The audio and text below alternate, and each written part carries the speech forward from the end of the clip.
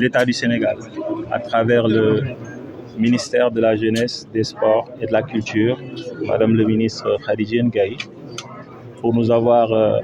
accompagnés pour cette Assemblée générale en nous mettant à disposition l'arène nationale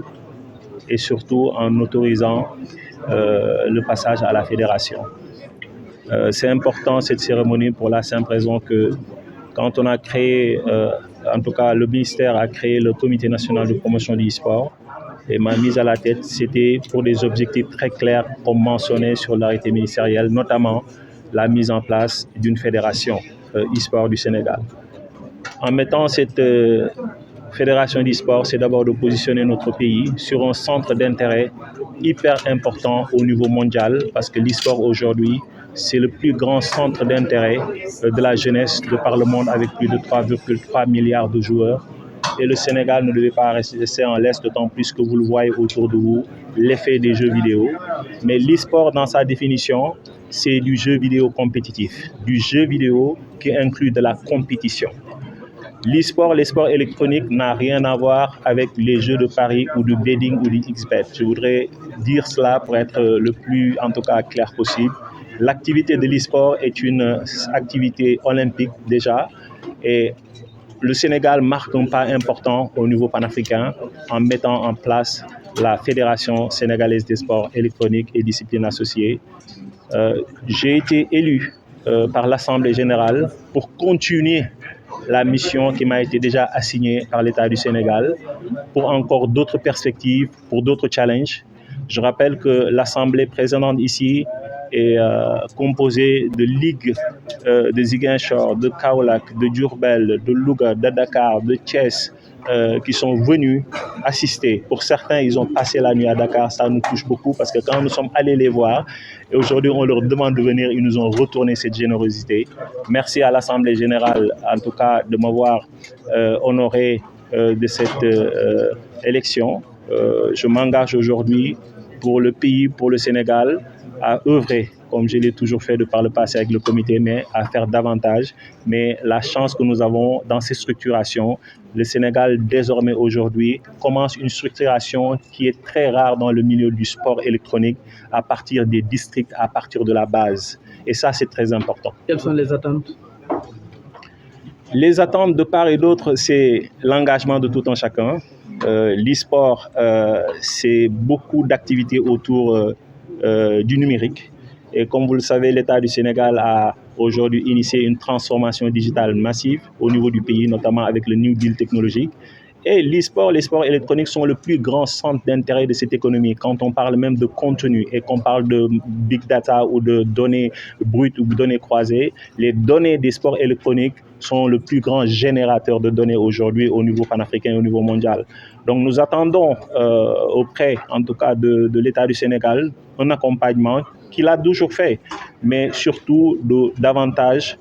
nous donner cette possibilité et cette opportunité de donner en tout cas les meilleures perspectives pour l'e-sport. Nous avons le ministère de la communication, des télécommunications et du numérique qui sont dans cette fédération, qui ont représentants, et vous savez qu'aujourd'hui donc nous avons fait cette option et surtout avec la validation du ministère de la Jeunesse, des Sports et de la Culture, parce que de manière stratégique, les sports électroniques se font sur des plateformes numériques et sur des réseaux connectés. Donc la qualité de la connectivité et des plateformes numériques sont très importantes pour l'e-sport. Alors, ci wolof ñu tapé la président bu bees ngir jiite FESEDA. Alors sa première moom lan lay doon? Li may tàmbale mooy sant yàlla ci lii nga xamante ni dogal na ko tey. mu di liggéey boo xam ne ñi ngi ko tàmbali ak ministère des sports bi nga xam ni ci jamono jooju en 2021 moo bind bataaxal bu ñuy wax arrêté ministériel daal di sos li ñuy wax CNP e-sport daal di koy dénk lépp la nga xam ni dafa jamoo ak xarale yu bees yi jëm ci tàggat ñu koy wax sport électronique. boo déggee sport électronique mooy tàggat goo xam ni dafa lëkkaloo ak xarale yu bees yi. loolu nag mu doon lu yees gannaaw bu ñu ko mettre en place ñu bëri xamuñu ko woon waaye pour gàttal mooy jeu vidéo li ngeen di gis xale yi di def ci téléphone yi wala ci console yi loolu mooy jeu vidéo waaye jeu vidéo de compétition maanaam boo xam ni dafa am jongante boobu nag moo am lëkkaloo ak loolu nga xam ni moom mooy sport boobu moom la ñuy wax sport électronique donc sport bu lëkkaloo ak xarale yu bees yi. di sant yàlla lu tax parce que biñ ñu joxee comité e-sport dañ ñoo sasoon ne nañu dem fépp foo xam ni doomu Sénégal mi ngi fa di jëfandikoo loolee nga xamante ne mooy jeu vidéo compétitif muy e-sport ñu fexe xamal ko waaye gannaaw xamal ko ci promouvoir ko ñu fexe aussi promouvoir ko nag mooy structurer ko maanaam fexe ba nga xam ne dañuy teg bànqaas yi nga xam ne ci wàllum këyit ak li nu mel dañ ko mën a jëmal liggéey boobu nag bañ ko defee moo ñu yóbbu ñu dem Ziguinchor installé fa Ligue de Ziguinchor installé Ligue de Dakar installé Ligue de Kaolack Ligue de Diourbel Ligue de Louga installé également Ligue bi nga xam ne mooy Kaolack ñooñu ñëpp nag bi ñu leen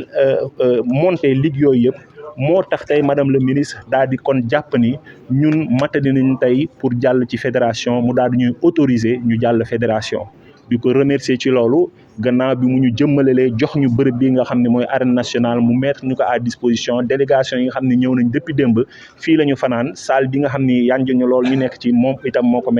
ñu ko mettre à disposition pour ñu mën a réussir activité bi réussir ko mooy dajale doomu Sénégal yi kenn ku ci nekk li nga xam ne ñoo ko bokk te mënuñu ko séddoo te àla kulli xaal bu ñu bennoo moo am njëriñ moo tax ñoom ñëpp ñu ne fi kenn ci nekk ci ñoom nag tey jàppal ni yow fédération nga ci région bi nga nekk fédération du rek ki nekk au niveau national fédération mooy kenn ku ci nekk la ñu la dénk ci pàcc boobu ci wàllu doxalin ci région bi nga nekk nga doxal ko donc maa ngi remercier président de ligue yi nga xam ne ñoo conduire délégation yi ñëw fii jëmmal lii di remercier ministère bi nga xam ni moom moo yor wàllu ndaw ñi wàllu tàggat ak li nga xam ne mooy cosaan ak aada ki ko fi teewal nag mooy ki nga xam ne moom mooy directeur des activités physiques et sportives moom mee nga xamante ni gëjumaa dëggante ak moom ndax lu ma ci xam lu ma ci mën bokk na ci la première personne ki njëkk ci koo xamante ni tout le temps daf may conseiller tout le temps daf may jàppale tout le temps aussi daf may recommander pour may bañ a di jàdd yoon parce que xam ngeen ni doxalin ci sport ci wàllu maanaam gouvernement ak état du lu ñuy for ci mbedd mi moom ak Bamba ñoom ñëpp direction des activités sportives daf si dina ñëw léegi maa ngi leen di jaajëfal ci nit ñu jàppale taxawuñu ba étape bu nekk la ca war ci wàllu këyit ak ci wàllu procédure ñu doxal ko maa ngi sant yàlla bu baax di remercier aussi la presse parce que liggéey bi ngeen ci war a def damay wax ni dañ leen ciy xaar parce que tey bu ñu waree sensibiliser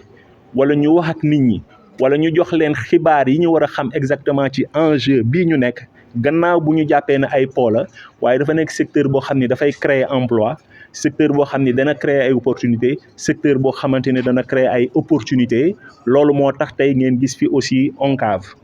bi nga xam ne ñëw nañ jëmmal bés bi groupe Sonatel Orange gis nga leen aussi ñu ñëw taxawuñu fii ci bés bi teewal ñu bés bi ki nga xamante ni moom mooy aussi madame Rakiwan nga xam ne moom mooy secrétaire exécutif ci li nga xam ne moo jëm ci Sénégal Connect ak start-up bi ànd ak ki nga xam ne moo représenté monsieur Sall moo représenté ministère de la communication des télécommunications du numérique institution yooyu ñëw bi ñu ñëw fii tey dafaa jox dayoo ak jëmm ji nga xamante moom la ñu soxla ci e-sport ci Sénégal ak aussi ci Afrique. attentes yi lan la. attentes yi ci xaarandiku yi mooy ñu jàppale ñu ndax ñun la ñu waroon def ak la ñu nekk di def nii dafa lëkkaloo ak ay partenaires te développement boo gis dañuy wax ni alliance stratégique la te boo xoolee tey composition fédération bi. ay expertise diverses la ak connexe ak ci ñoo xamante ni ci seen xam-xam ak ci seen capital expérience mën nañu raccourcir maanaam andi na lu gaaw donc li ñuy xaarandiku mooy képp kuy partenaire koo xamante ni mbiru ndaw ñi daf la soxal ci seen liggéey ci seen xëy ak ci seen encadrement na nga jàpp ni sport électronique li nga xam ne mooy tàggat yi nga xam ne dafa lëkkaloog xarale nekk na yoon bu gën a gaaw ci ndaw yi ak dimbali na ndax métier yi nga xam ne dafa lëkkaloo ak sport bi ci xarale yu bees mat nañu 70. te métiers yooyu dafa nekk ay métiers techniques de management ci wàllu xarale yu bees yoo xamante ni daañ cee bëgg a liggéey ak président de ligue au niveau régional bu ko defee du doon compétition rek dina nekk formation dina nekk entrepreneuriat moo tax madame Kane ñu daal di sàkku ci moom mu ñëw jàppale ñu ci secrétariat bi aussi andil ñu expertise am ci naka la ñuy doolelee l'entrepreneuriat et surtout la création de valeur ci wàllu sport électronique fépp ci Sénégal. jeu vidéo yi mi ngi jaaree ci xarale yu bees xam nga bu ñuy wax jeu vidéo ci contenu bi jeu vidéo la waaye après dafa am support yi nag am na ci li ñuy wax ay console dana nekk ci PlayStation wala boog mu nekk ci ay Nintendo ak yeneen yu ni mel dina am aussi li ñuy wax PC maanaam ordinateur aussi dañ ciy jouer dina am aussi mobile maanaam téléphone yi ngeen jàpp ni tey Afrique li ci gën a fës ci pratique sport électronique mi ngi nekk ci téléphone yi moo tax bi ñu lancé premier championnat du Sénégal ak communauté e-sport mobile SN dañoo choisir téléphone parce que moo gën a yomb ci ndaw ñi ngir ñu accès ci discipline boobu donc dinañ promouvoir aussi l'e-sport ci yeneen discipline yi parce que li nga xam ne mooy compétition internationale yi am na ay compétition sur mobile mais compétition yi ci gën a am solo en général mi ngi nekk ci PC ak console donc il va falloir que ñu tabax ñu gën a liggéey à la base pour am ay joueurs yoo xam ne dinañ gën a xarañ ci wàllu console ak PC au-delà des jeux sur mobile